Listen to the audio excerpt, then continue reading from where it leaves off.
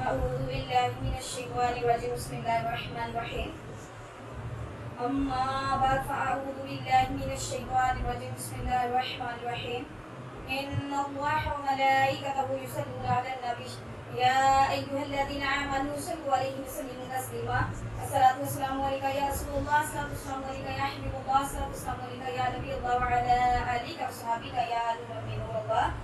تو اللہ کے فضل و کرم سے ہم علیہ السلام کے صحابہ کرام کی جو بیانات ہیں وہ پیش کر رہے ہیں، حدیث پیش کر رہے ہیں.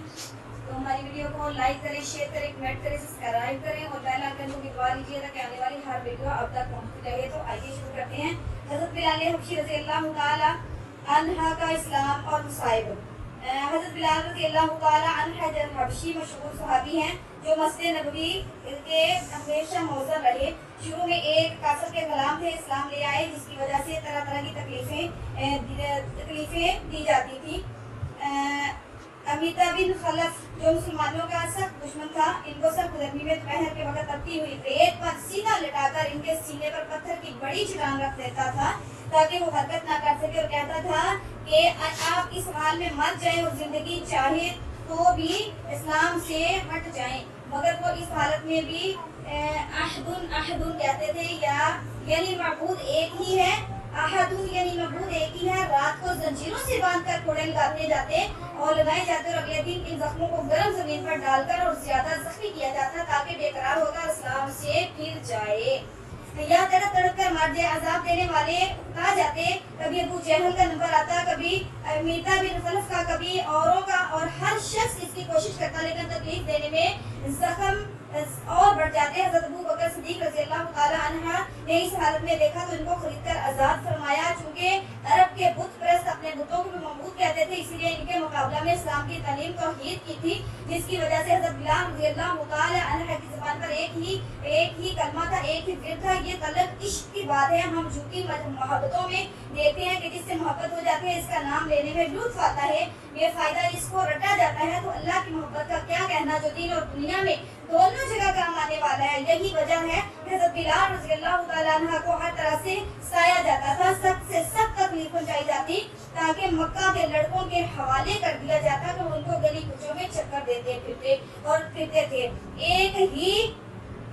ایک ہی ہے کہ رٹ لگاتے تھے. اسی کا یہ وسیلہ تھا کہ پھر حضور صلی اللہ علیہ وسلم کے دربار میں موزن بنے اور سفر حضرت میں ہمیشہ اذان کی خدمت ان کے سپرد ہوتی.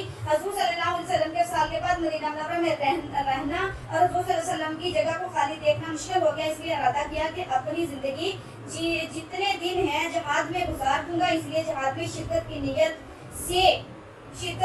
سے چل دیے. ایک عرصہ تک مدینہ منورہ لوٹ کر نہیں آئے. ایک مرتبہ حضور صلی اللہ علیہ وسلم کی خواہ میں زیارت کی. حضور نے فرمایا، بلال کہ یہ کیا ظلم ہے، ہمارے پاس کبھی نہیں آتے. تو آپ کھلنے پر مدینہ طیبہ حاضر ہوئے. حضرت حسن حسین رضی اللہ تعالی عنہ نے اذان کی فرمائش کی. لاڈلوں کی درخواست ایسی نہیں تھی کہ انکار کی گنجائش ہوتی. اذان کا کہنا شروع کیا اور مدینہ منورہ میں حضور صلی اللہ علیہ وسلم کے زمانہ کی اذان کانوں میں پڑھ کر گہرام مچ گیا. عورتیں تک روتی ہوئی گھر سے نکل پڑی. چند روز قیام کے بعد واپس ہوئے اور 30 ہجری کے قریب دمشق میں وصال ہوا. حضرت بلال رضی اللہ تعالی عنہ کو بے شمار تکلیفیں دی گئی. آپ کی زبان پار کے اوپر جلتے ہوئے کونے رکھ کر آپ کی زبان کو جلا دیا گیا، کیونکہ کافر جتنا ظلم کرتے آپ اتنا ہی نبی صلی اللہ علیہ وسلم کا ذکر کرتے، اللہ تبارک و تعالیٰ کا کلمہ پڑھتے، بار بار کلمہ پڑھتے. اسی لیے آپ کو بہت زیادہ تکلیفیں اور سزائیں دی جاتی.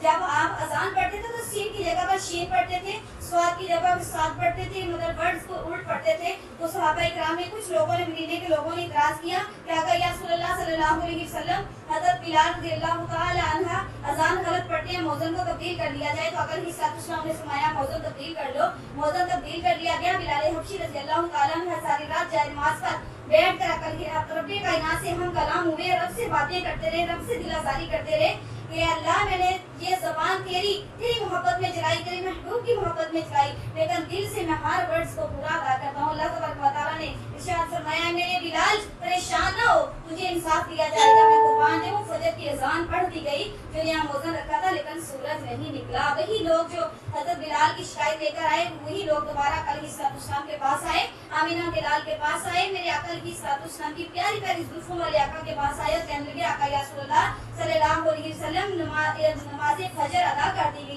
तक सूरज नहीं निकला तो आका अलैहिस्सलाम ने इरशाद फरमाया कि जब तक बिलाल अजान नहीं देगा सूरज नहीं निकलेगा।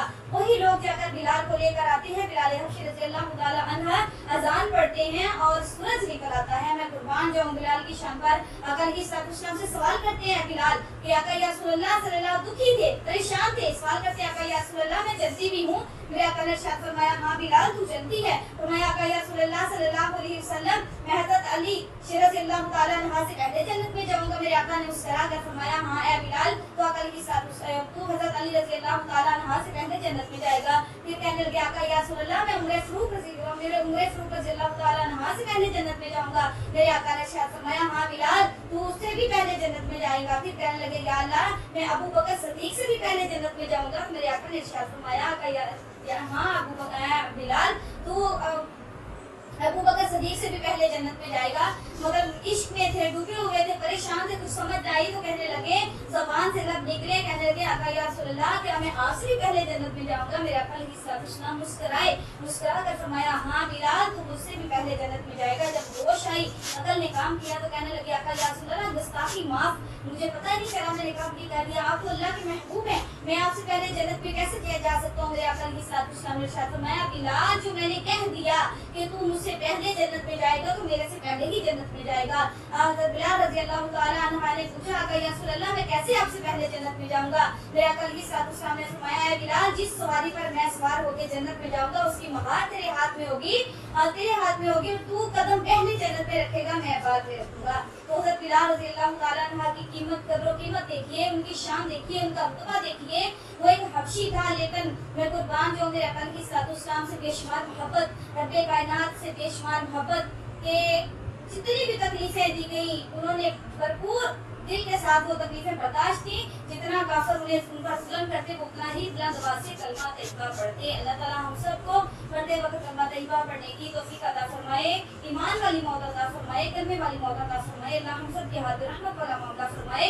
हमें सच्चे दिल से आका अलैहिस्सलाम और रब्बे कायनात का जिक्र और ज़िक्र करना चाहिए क्योंकि अल्लाह तबारक व तआला कुरान पाक में इरशाद फरमाते हैं वातिउल्लाह व वातिउर रसूल, जिसने मेरे महबूब की अताअत की उसने मेरी अताअत की। यानी हमने आका अलैहिस्सलाम की इताअत करनी है। इसका मकसद आका की अताअत की, हमने रब्बे कायनात की अताअत की।